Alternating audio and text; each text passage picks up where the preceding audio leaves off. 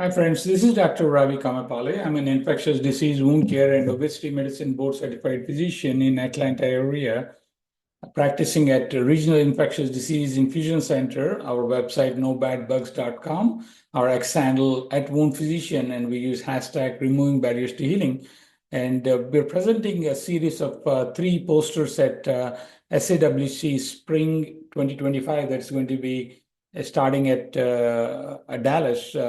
And this poster is a poster on low carb, high protein nutrition for diabetic foot ulcers in a real world outcome tracking with patient's perspective and empowering techniques using a platform based approach we use in our office.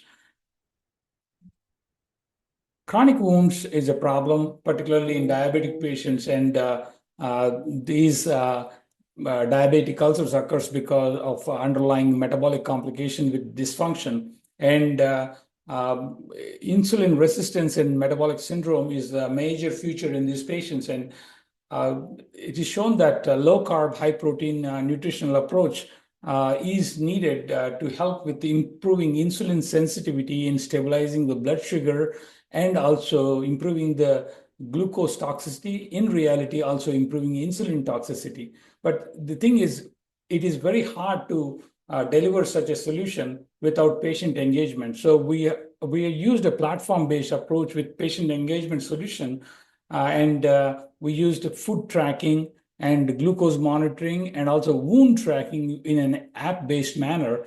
And over time, we followed the patients and essentially did a retrospective review on the patients. We identified 29 patients who has had all the body composition and waist circumference, and also they checked their healing time, and also then looked back and did a patient survey on nutritional compliance, follow-up visits, and also platform-based food logging, and highlighting the importance of adherence to nutritional and dietary intervention was the care instructions at almost every visit when they come for their weekly visits.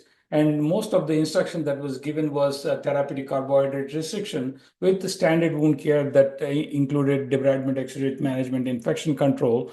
And this retrospective review also included patient questionnaire too. So in chronic wounds is a significant problem, and the traditional approaches in wound care frequently involve high carbohydrate nutritional supplement that may exacerbate metabolic complications and glucose toxicity. And given that sugar plays a significant role and diet plays a significant problem in chronic disease, we have approached most of our wound care with tailored nutritional interventions. And these interventions included therapeutic carbohydrate restriction with also glucose monitoring and also wound tracking and guidance at every visit with encouragement to the patient and teaching them about the metabolic improvement needs that are needed and those factors that are at play was also discussed. And in our wound clinic, we observed the conventional treatment approaches along with focus on primarily medication management improvement as the blood glucose improved. And also, basically, we use a therapeutic carbohydrate restriction approach in a platform-based manner with counseling. And we reviewed these charts, 29 patients who adopted this dietary intervention. And basically, we provided continuous insights, which is very common in our clinic, with weekly discussion about nutrition during their visits. And by focusing on their metabolic health, along with wound care, we were aiming to improve holistic care delivery model in diabetic wound care. And basically, what happened is we did a retrospective review. Patients were offered the option to participate in platform-based high-touch solution with metabolic health and wound care. And also features included glucose monitoring, food logging, and ketone monitoring. And all patients received counseling with high protein therapeutic carbohydrate diet and weekly visits. And also patient those opted for the platform-based approach in conjugation with dietary changes were included in this retrospective review. Among the 29 patients who received this nutritional guidance, 11 were diabetic, 7 were surgical, 4 were venous, 4 had arterial ulcers, and 2 were traumatic ulcers. Because diabetic ulcers were the major ones that were the problem, and there is a way to correlatively look at their data. We sent the retrospective survey review for all the patients, and also looked at how diabetic patients improved, and the data was extracted using de-identified analysis. And also, basically, we did send a patient survey that was completed after the fact, and basically we ranked the different criteria regarding nutritional counseling that they understood. Was it being eased follow-up and their problems with dietary adherence?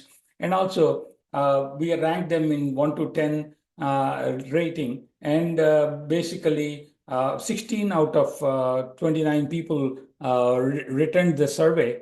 And basically, when it comes to the diabetic foot ulcer, because there were 11 patients, we were able to review that.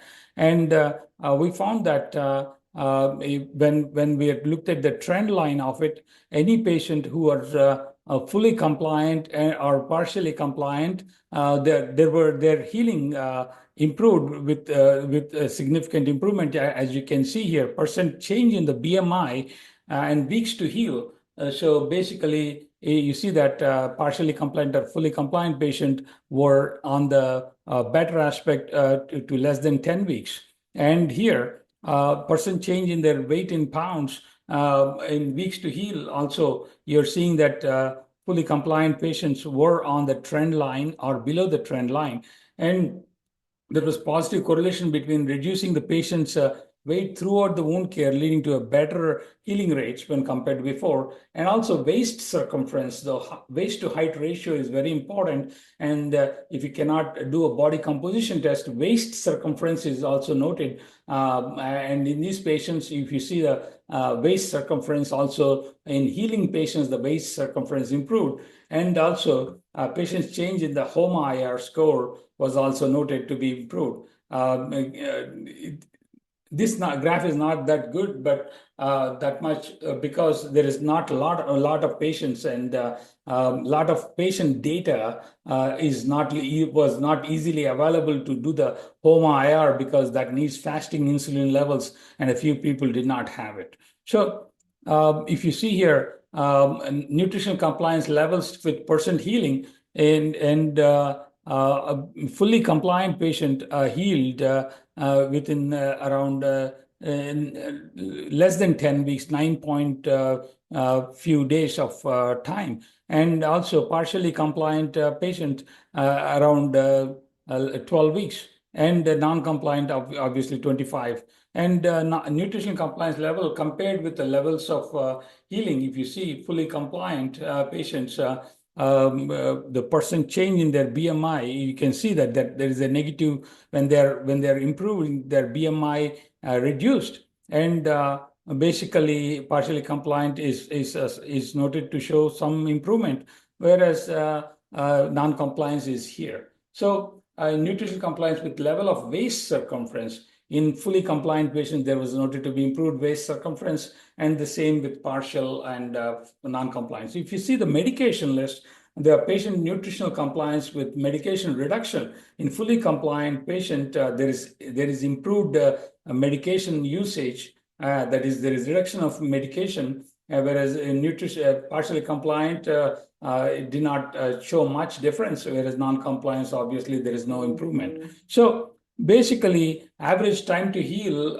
in patient adhering with therapeutic carbohydrate reduction experienced a reduction in wound healing when compared to the known average healing time for diabetic foot ulcers. And physiological factors and healing time with reduction in BMI, weight, and waist circumference showed positive correlation with fast healing. And patients who experienced decrease in their physiological factors trended to heal more better. And basically, a higher level of nutrition compliance was strongly associated with a faster healing time and more significant reduction in BMI and waist circumference. In the patient survey that was sent out, the mean satisfaction with the quality of care and nutritional compliance was 9.67 out of the 14 people that returned the survey. And understanding that nutritional guidance was 1 to 10, in the range of 1 to 10, ease of following recommendation 7.86, and 85% expressed confidence in sustaining dietary changes long term.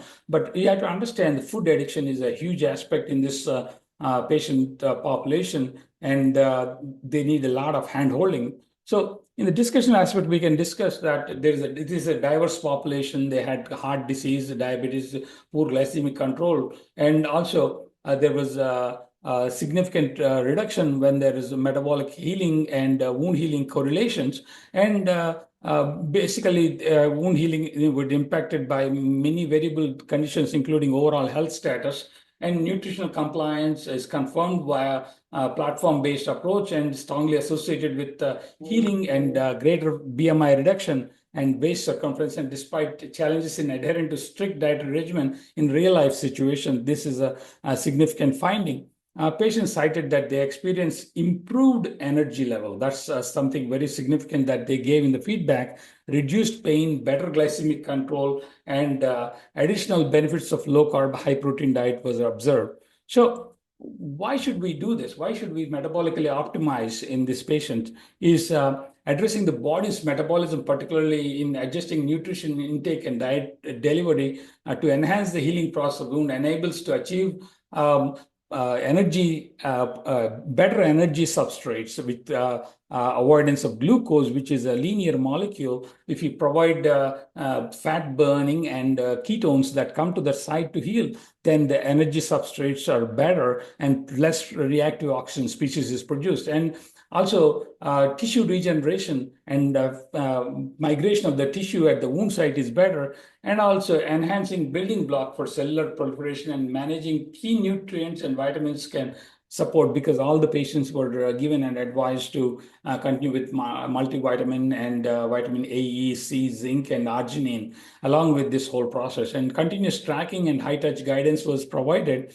And this was done using a remote patient monitoring approach with continuous remote nutritionally integrated wound care approach, wherein we did chronic care management, metabolic wellness, and in an app-based food logging approach and wound tracking approach. And in healthcare, we have to do more than simple cursory diet, lip service-based dietary approach. We had to move for actionable steps using high-touch compassionate solution, as a concept of diet versus disease is being replaced by diet drug versus disease.